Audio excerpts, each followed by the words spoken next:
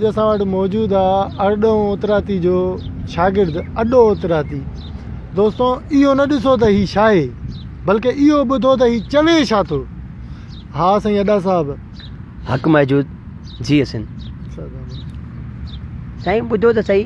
तव्हां सभु के माना ॿियों चकर आहे टियों चकर आहे तव्हां ईअं ई था चओ त माना हीउ ॿुधो चवे छा थो, इहो न ॾिसो त हीउ केरु आहे, हीउ छा आहे साईं। कंडीशन जो हिसाब न कंडीशन जो भला फेसबुक तव्हांजे पीउ जो आहे, तुंहिंजे पीउ जो फेसबुक आहे न अहिड़ी ॻाल्हि पोइ भला छो था माण्हुनि खे जवाबु ॾियो त इहो न ॿुधो न ॾिसो त हे छा आहे। साईं तव्हांजी छा आहे माना तव्हांजी नॉलेज में ख़बर छा आहे। मां ख़राबु आहियां, मां को फेली आहियां, घोड़ा भॼाईंदो आहियां। मां त सभ खे सुठो दर्स ॾींदो आहियां, त बि हिन खे न ॾिसो, हिन खे ॿुधो, ॿुधनि सही बाक़ी ॾिसनि न।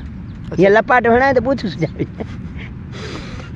ॿुधनि हिन खे ॾिसनि साईं। हे माना ॾिसो न तव्हांजे उस्ताद जो नालो आहे अर्डो उतरादी। हा उतरादी। हा ऐं तव्हां वरी हुनजी कट ते नालो कट ते रखियो आहे त अडो उतरादी। अडो उतरादी। मां अडो उतरादी आहियां, पर मां इहा जेको आहे सो माना वकील आहियां उस्ताद जो। अच्छा तव्हां उस्ताद जी वकालत लाइ माना त उस्ताद खे हर कोई इहो तानो थो हणे त हिन खे ॿुधो, हिन खे ॾिसो न त हे छा आहे। छो बि न ॾिसनि थी, छो न ॾिसनि। तूं बि अॻुणे इहो ई तानो आहियो त माना हिन खे न ॾिसो ऐं हिन खे ॿुधो, ॿुधनि सही बाक़ी ॾिसनि न।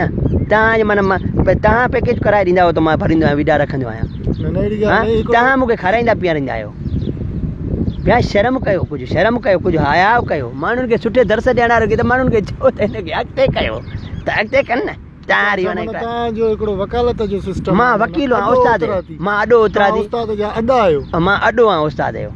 अच्छा तव्हांजो उस्ताद जेको बि मैसेज आहे तव्हांजे अडे ते पहुचंदो, पोइ उस्ताद जो जेको आहे होॾे माना हिकिड़ो रिलीज़ थींदो। तव्हांजो पंहिंजो कमु कहिड़ो आहे? मुंहिंजो पंहिंजो कमु आहे, मां उस्ताद जो कढ हूंदो आहियां। अच्छा हा उस्ताद जिते बि उस्ताद जो वीडियो हलंदो मां उते वञी पहुचंदो आहियां। उस्ताद जो मैसेज उस्ताद खां अवल वञी मारींदो आहियां। त मुंहिंजो उस्ताद छा थो चए, सर्च कंदो आहियां, माण्हुनि खां सर्च कराईंदो आहियां। उस्ताद खे ॿुधो, छो त अहिड़ो दर्स थो ॾिए जो माण्हुनि खे मजबूर करणो अथव। उस्ताद जो जेको दर्स आहे त उहो माण्हुनि खे मजबूर कंदो आहे बाक़ाइदे सां। ऐं उस्ताद माण्हुनि खे अमल करणो, जेके अमल कनि था उन ॻाल्हि ते।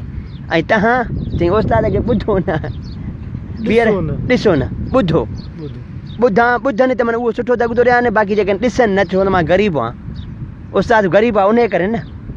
ऐं जेकॾहिं थोरो उस्ताद पैसे वारो हुजे त तव्हां बि कढ लॻा वेठो था, शर्म नथो अचे, ठिकूं बूथ में हुजनि।